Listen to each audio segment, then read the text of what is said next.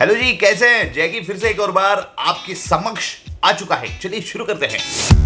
Hello hi नमस्ते सलाम जय भीम मेरी जान, मैं हूं आरजे जैकी आपके साथ। कैसे आप सब लोग? सब बढ़िया, मेरी माने तो सब सही है ब्रो। और भाई साहब, आज मैंने फिल्म देखी, एनिमेटेड फिल्म देखी जय भीम, और फिल्म बहुत ही अच्छी बनाई है। इस फिल्म के दो पहलुओं के बारे में बात करेंगे, एक होगा प्लस पॉइंट, दूसरा होगा माइनस पॉइंट। तो बहुत ही अच्छा सा रिव्यू मैं आपके लिए लाया हूं इस फिल्म का। अगर आपको ये फिल्म देखनी है तो प्रीतम एंटरटेनमेंट पर जाएं और 99 रुपीज में आप इसे सब्सक्राइब करें और उसके बाद ये फिल्म आप देख सकते हैं। कहीं पर भी फ्री में ये फिल्म अवेलेबल नहीं है, तो 99 रुपीज मुझे नहीं लगता कि बहुत ज्यादा अमाउंट है इस फिल्म को देखने के लिए। तो आइए सबसे पहले बात करते हैं प्लस पॉइंट्स पे, क्या है इस फिल्म में पॉजिटिव।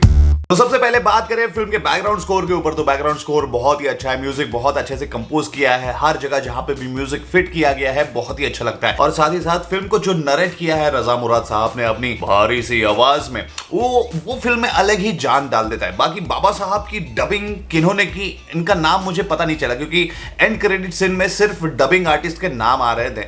तो मुझे ऐसा लगता है कि एंड क्रेडिट सीन में अगर डबिंग आर्टिस्ट के नामों के साथ उन्होंने कौन सा कैरेक्टर प्ले किया है ये बता देना तो बहुत ही अच्छा हो जाता, ताकि हम लोग उन्हें थैंक यू कह सकते हैं कि भाई आपने इन लेजेंड्स को आवाज दी है। बाकी जो फिल्म की स्टोरी है उसे बहुत ही अच्छे तरीके से एलैबोरेट करने की कोशिश की है। हाँ, इसके पहले भी एक फिल्म आई थी बाबा साहब के ऊपर, जो कि लाइव एक्शन फिल्म थी, और उसमें बहुत सारी बाबा साहब की जितने भी घटनाएं हैं उसे कवर करने की कोशिश की गई थी। तो मुझे ऐसा लगा था कि यार वो फिल्म मैंने देखी है और ये अगर फिल्म देखूंगा तो बहुत सारा सिमिलरिटी होगा इसमें। तो ऐसा नहीं है, काफी जगहों पर मुझे कुछ नए पहलुओं के बारे में भी पता चला है। जैसे भगत सिंह जी की राय बाबा साहब के बारे में क्या थी, ये भी पहलू यहाँ पे दर्शाने की कोशिश की गई है। बाबा साहब पंजाब क्यों गए थे और वहां पे किन लोगों से बाबा साहब मिले, इस बारे में बहुत अच्छे से दिखाने की कोशिश की गई है, जो मुझे बहुत ही अच्छा प्लस पॉइंट इस फिल्म का लगा है। बाकी एक बात कहना चाहूंगा कि बाबा साहब और गांधी जी का जो रिलेशन यहाँ पे दिखाने की कोशिश की है, बहुत ही अच्छे तर्क संगत के साथ दिखाने की कोशिश की है कि बाबा साहब अपने जो भी डिमांड है उन्हें रखते हैं, लेकिन गांधी जी की तरफ से उसमें कुछ ना कुछ प्रयास करके उसे खंडन करने की कोशिश की जाती है, और फिर दोनों के बीच में आपसी मतभेद जो होते हैं। जो पूना पैक्ट था वो बिल्कुल भी हमारे पक्ष में नहीं था, ये भी उस फिल्म में बताया गया है। तो बहुत ही अच्छे तरीके से ये चीज दोनों की बताई गई है, जो मुझे बहुत अच्छी लगी। एक और चीज मैं कहना चाहूंगा कि बाबा साहब को ना हमेशा एक पर्टिकुलर फ्रेम में पोर्ट्रे किया जाता है कि बाबा साहब सिर्फ दलितों के नेता है, बाबा साहब सिर्फ गरीबों के नेता है। बाबा साहब ने भारत के लिए क्या किया है, इंडिया में क्या कुछ डेवलपमेंट किया है, इसके बारे में कोई बात ही नहीं करता है। बाबा साहब ने सबसे पहले संविधान दिया है, जिसमें हर किसी को उनका पर्सनल हक दिया है। ये बहुत बड़ी बात है। बाबा साहब ने हिंदू कोड बिल लाने की कोशिश की, फिर उसका विरोध भी महिलाओं ने किया है। हालांकि हिंदू कोड बिल उनके लिए था कि महिलाओं को बराबरी का हिस्सा मिले, महिलाओं को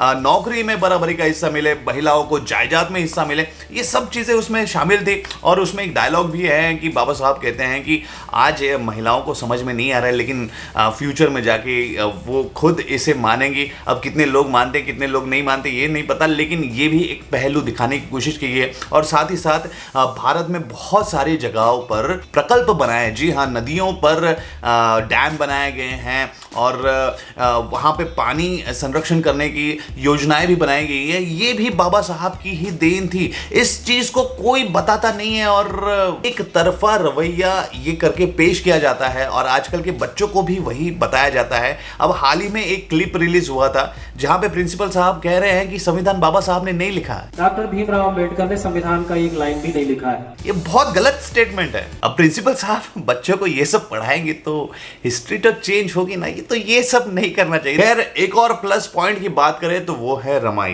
परम पूज्य रमाई। इनके इमोशन के बारे में ना बहुत कम लोग बात करते हैं। मतलब वो कहते हैं ना कि एक सक्सेसफुल इंसान के पीछे एक लेडी का हाथ होता है। ये लेडी नहीं है, ये वो इंसान थी। बाबा साहब का जो स्पाइनल कॉर्ड थी, उन्हें हर वक्त इन्होंने सपोर्ट किया है, चाहे दुख में चाहे सुख में। बाबा साहब ने ना जिंदगी भर दुख झेले, जिंदगी भर, और ये दुख उन्हें मिलने से पहले रमाई खुद ले लेती थी। सो ये बहुत बड़ा बलिदान, बहुत बड़ा योगदान रमाई का जो बताया इस फिल्म में, तो ये इमोशन को लोगों तक पहुंचाना भी बहुत ज़रूरी है। बाबा साहब का जो सक्सेस है उसमें रमाई का बहुत बड़ा योगदान है। और कुछ कुछ सीन में ना रोना आ जाता है, लिटरली मैं इमोशनल हो गया था। रमाई और बाबा साहब के जो कॉन्वर्सेशन चल रहे थे, एक सीन में बाबा साहब बोलते हैं कि जिंदगी में खुद के लिए कुछ नहीं मांगा, जिंदगी में खुद के लिए कुछ नहीं मांगा, बस एक बार मांगा था जब बाबा साहब के एक बेटे बहुत ही ज़्यादा बीमार हो गए थे और रमाई ने उन्हें पत्र लिखकर कहा था कि बाबा साहब अगर आपके पास कुछ पैसे होंगे तो प्लीज़ भेजिए क्योंकि हमारा बेटा बहुत बीमार है। और उस समय बाबा साहब ये नहीं कर पाए। हालांकि ज़िंदगी भर उनका ये दुख उनके साथ रहा, लेकिन रमाई को मैं नमन करता हूँ, उन्होंने बहुत सहा है और बाबा साहब का हर वक्त साथ दिया है। तो उनकी जो यादों को, उनके जो इमोशन को फिल्म में दिखाने की कोशिश की गई, उसके लिए प्रीतम फिल्म प्रोडक्शन को हैट्स ऑफ। सो काफ़ी सारे पॉजिटिव पॉइंट्स हैं ये फिल्म के जो मुझे बहुत अच्छे लगे। और अब आते हैं नेगेटिव पॉइंट्स पे।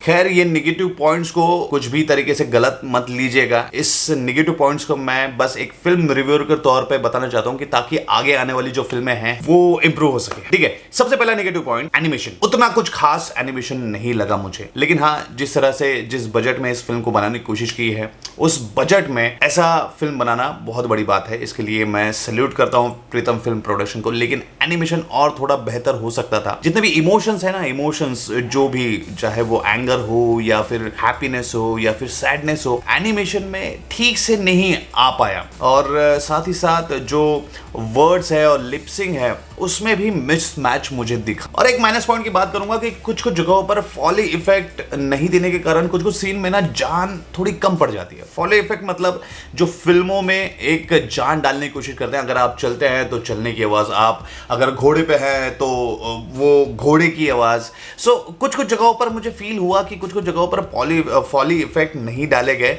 जिनके वजह से उस जो सीन की जान थी वो थोड़ी कम पड़ते हुए नजर आती है। खासकर एनिमेशन और अच्छा हो सकता था। अगर आप इस फिल्म को अच्छे से देखेंगे तो जब एक कैरेक्टर दूसरे कैरेक्टर के कंधे पे हाथ रखता है या फिर हाथ पकड़ता है या फिर वो मुड़ता है, तो कुछ कुछ जगहों पर वो रियलिस्टिक नहीं लगता है। ये शायद 3D एनिमेशन टाइप का बनाने की कोशिश की गई। कोई ऑफेंड मत हो जाइएगा, एक पॉजिटिव वे में इसे लेना बहुत जरूरी है ताकि आगे आने वाली जो फिल्में हैं उसमें ये इम्प्रूवमेंट हो सके। बाकी तो फिल्म बहुत अच्छी है, आप देखो, बताओ कमेंट करके फिल्म कैसी लगी और ये रिव्यू कैसा लगा वो भी बताइए।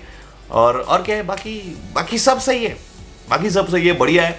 इसी तरह हमारी जो बहुजन समाज है वो आगे बढ़ता रहे। एंटरटेनमेंट इंडस्ट्री में बहुत कम लोग हैं हमारे, मैं तो हूँ रेडियो में, ऐसे फिल्म में भी बहुत कम लोग हैं।